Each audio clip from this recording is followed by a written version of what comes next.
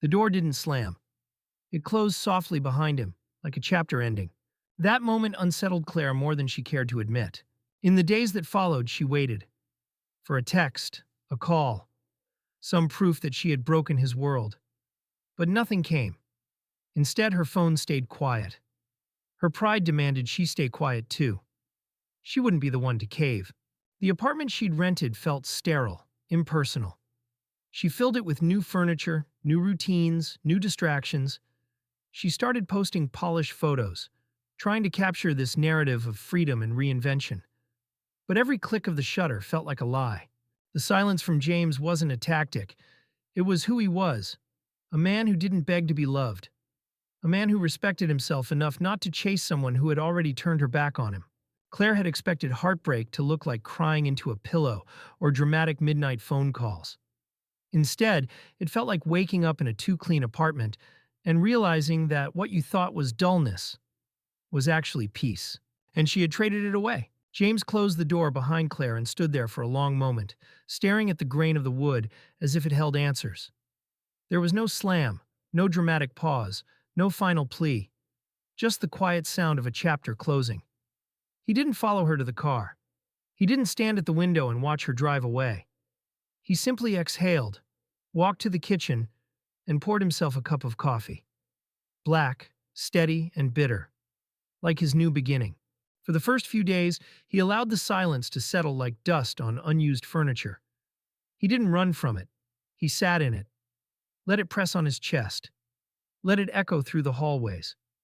But what Claire never realized was that James had mastered solitude long before she left. His strength wasn't loud or performative. It wasn't the kind that shouted into the void for attention. It was the kind that stood tall in storms, that kept breathing through the ache, that healed without an audience. In the weeks following Claire's departure, James didn't collapse.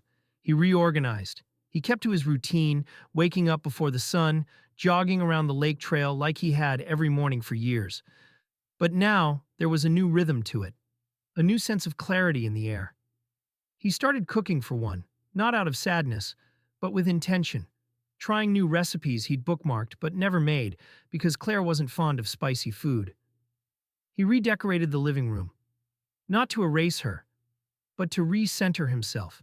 Claire stood in the doorway, suitcase by her side, her spine straight with defiance.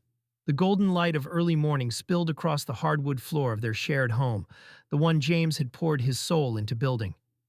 She didn't look back, not even when James softly called her name the first time. The home began to change shape. Slowly, quietly. The shared photos came off the mantel, not out of resentment, but out of necessity. They were memories of a life that no longer fit. In their place, James framed pictures of his travels from years ago, his hiking trip in Colorado, the surf lessons he took in Maui before they'd even met. Pieces of himself he had put away in the name of compromise, of partnership. He returned to his studio upstairs, the one he used to call his thinking room, and began painting again. The canvases had been collecting dust for years, hidden behind moving boxes and holiday decorations. Now they were full of bold colors, abstract shapes, and unexpected emotion. Art had become his therapy, his release. There was no one there to critique it, to question his choices, or to suggest the colors were too moody. He painted what he felt, and what he felt was growth. Meanwhile, messages started arriving. Friends who had heard through the grapevine that Claire had left reached out cautiously. James responded with grace. He didn't speak ill of her. He didn't seek sympathy. She needed something else, he would say simply, and I needed peace. That quiet dignity, his ability to carry hurt without spilling it onto others, only deepened the respect people had for him. He didn't delete her number. He didn't block her on social media. But he never checked her pages either.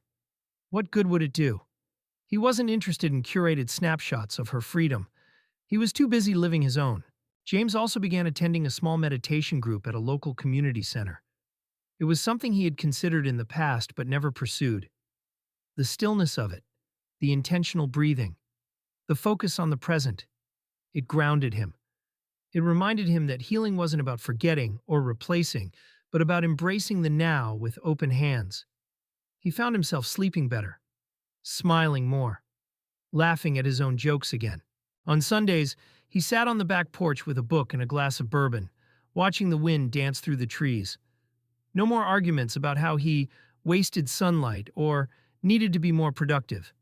He was productive, in a way that mattered. What Claire had underestimated was the power of a man who knew himself. James didn't crumble. He recalibrated. He didn't dwell on what he lost. He realigned with what he had neglected: his passions, his peace, his purpose. There were no grand declarations, no inspirational quotes posted online, no need to prove anything to anyone. His growth was quiet, but it was real. And as Claire watched from afar, scrolling through mutual friends' updates or hearing whispers through old circles, she began to sense what she had never truly understood about him. James didn't need her to feel whole. He had always been whole. It was just easier to see it now that she was no longer there to blur the reflection. Claire had always believed that freedom would feel like a breath of fresh air, a sudden gust that would sweep away the years of stagnation and routine. She envisioned herself walking the city streets with a coffee in hand, her heels clicking confidently on the pavement, her mind light and unburdened. For the first few weeks, she tried to live that fantasy. She decorated her new apartment with modern pieces, bold colors, and a few plants she swore she'd keep alive this time. She met up with friends, many of whom cheered her on, praising her for taking charge of her life and not settling. But after a while, the applause grew faint. The novelty of independence began to wear thin. The empty evenings arrived quietly at first, masked by wine and Netflix, but eventually they settled in like uninvited guests. The silence in her apartment was different from the silence she remembered at home with James. That silence had been companionable, like a well-worn sweater that wrapped around her after a long day. This new silence was hollow. It echoed. It reminded her that no one would be coming home to ask how her day was or notice the subtle change in her haircut. "I need to find myself," she had said the night before, arms crossed, tone resolute. She started to miss the smallest things. The way James made her tea without asking, always remembering how she liked it with just a hint of lemon and no sugar. The faint scent of his cologne on the sofa cushion. The sound of him humming when he washed dishes.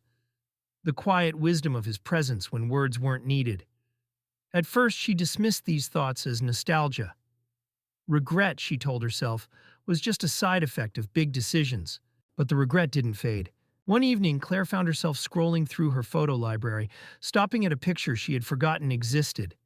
James standing beside the garden he had planted for her, holding a basket of vegetables with a proud smile on his face. She remembered how annoyed she had been that day, how she had dismissed his excitement as simple and boring. But looking at that photo now, she didn't see boredom. She saw warmth. She saw love. She saw a man who had built a quiet world for her, not to cage her in, but to shelter her from the storms. She began hearing about James through others, mutual friends, colleagues, even acquaintances who ran into him at art exhibits or coffee shops. The stories were all the same. James seemed happy. He looked healthier. He was getting into painting again. One friend mentioned that he had taken up hosting a small discussion group on emotional wellness for men. Another said he had started training for a charity half-marathon. Every update carried with it an unspoken truth. James had moved on, not out of spite, but out of strength. Claire couldn't help but check his social media, though he rarely posted. What she saw surprised her. There were no bitter rants, no subtle jabs, no cryptic quotes about betrayal. There was only presence. Photos of a hiking trail he had explored, a painting he'd finished, a cup of coffee at his favorite bookshop with the caption, "Simple Things." The restraint in his silence spoke louder than any declaration. James wasn't trying to prove anything. He was simply living. That realization hit Claire like a wave she didn't see coming. All her life, she had equated leaving with winning. She thought the person who walked away held the power. But now she understood. Leaving didn't mean you were strong. Sometimes staying, growing, healing quietly, that was the real strength. And James had always possessed it. She just hadn't seen it clearly through the fog of her own restlessness. She remembered how she used to pick fights when things felt too still, accusing him of being too content, too mellow. At the time, she thought he lacked passion. Now she saw that his calm was never a lack of depth. It was wisdom. James had known who he was. He didn't need to chase validation or drama. He offered consistency, and she had mistaken that for mediocrity. One night, Claire tried to write him a letter. She wasn't sure if she'd send it, but the words poured out anyway. She told him she was sorry, not for leaving, but for not realizing what she had before it was too late. She wrote about the loneliness of pride, the silence that had turned from empowering to deafening, and the ache that came with seeing him thrive without her. But when she finished, she folded the letter and put it in a drawer. Something told her that James didn't need her apology anymore. He had already made peace with the past. That knowledge stung more than any harsh word he could have said. Claire had walked away, believing she'd find something greater. Instead, she had left behind something rare, something real. And in her pursuit of more, she discovered less. Less love. Less peace. Less of herself. The realization didn't arrive in a single thunderclap. It came gradually in quiet mornings alone, in watching his life from afar and recognizing that the version of her that existed beside him had been the best one. Now that version was gone, and James, the man she thought would fall apart without her, had become everything she once hoped she could be. James hadn't argued. He listened. And that somehow made her angrier than if he had tried to beg her to stay. Claire hadn't intended to keep tabs on James. At first, it was curiosity. Harmless, she told herself. Just a peek into how he was doing. A late-night glance at a mutual friend's tagged photos, a quiet scroll through a community event page she knew he volunteered with. But what began as casual glimpses turned into routine check-ins. She never liked or commented, never made her presence known. Instead, she watched quietly, like a shadow tethered to a life she no longer belonged to. It began with a photo. James standing outside a gallery downtown, holding a canvas, smiling faintly. The caption read, "New beginnings through old passions." It wasn't just the image that shook her. It was the look in his eyes. Peaceful. Rooted. There was no trace of the man she had once accused of being too passive, too quiet, too accepting. This man had grown, evolved. Not in spite of her absence, but because of it. Claire had expected him to falter. Not out of cruelty, but out of ego. She thought she had been the glue. The one who managed the details, made the plans, brought excitement into their home. She had imagined that he would, at the very least, be stuck in limbo, mourning, waiting for her to return with new clarity and apologies in hand. But James wasn't waiting. He wasn't even looking back. That fact haunted her more than any angry words ever could have. Claire realized she had mistaken James's stillness for weakness. What she had failed to see then, but now recognized all too clearly, was that his quiet was a form of strength most people never learn to wield. He didn't need noise to feel significant.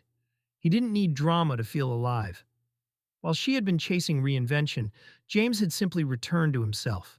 Claire scrolled through more photos, her fingers moving slowly as though stalling might soften the impact. One post showed him at a lake, the morning mist curling around the edges of a dock. "Peace looks like this," the caption read. Another had him surrounded by a small group of people at what appeared to be a workshop. She recognized one of them, a therapist from a local practice known for men's emotional health circles. Claire blinked. James had always been emotionally intelligent, but now he was clearly stepping into something deeper. He wasn't just surviving, he was healing in public, in quiet strength, and building a new chapter without her. The realization stung sharply. She had believed that leaving would make her the stronger one, that breaking away meant taking control of her life. But here she was, alone in a small apartment, watching from behind a screen as the man she left behind grew into a fuller, freer version of himself. The very stability she once found stifling now seemed sacred. The loyalty she'd taken for granted now looked rare. And the quiet love she'd dismissed as ordinary now shone like gold. It wasn't just the photos or updates that pierced her. It was the way others spoke about him. A former neighbor wrote, "James helped me patch my fence. Still the same thoughtful guy, just more at ease now." Another commented on a video from a local community event. James gave a speech about resilience and self-worth. You could hear a pin drop in that room. Each post, each comment, was another reminder that the man she thought needed her never really did. He had simply chosen her, and she had mistaken that choice for dependence. From her quiet corner of the city, Claire watched as James built a life she could no longer enter. He didn't slam doors. He didn't cut her off. But his silence had borders. His calm had boundaries. She had tried, once or twice, to reach out. An emoji reply to a mutual friend's story that featured James, a like on a group post he was tagged in. But he never acknowledged her. Not with hostility, but with absence. That absence was louder than rejection. There was no pettiness in his distance, no bitterness in the way he lived. And that, perhaps, was the most painful part of all. Claire had imagined that she might one day return, knock on his door, and find him waiting. Maybe a little cautious, a little hurt, but still open.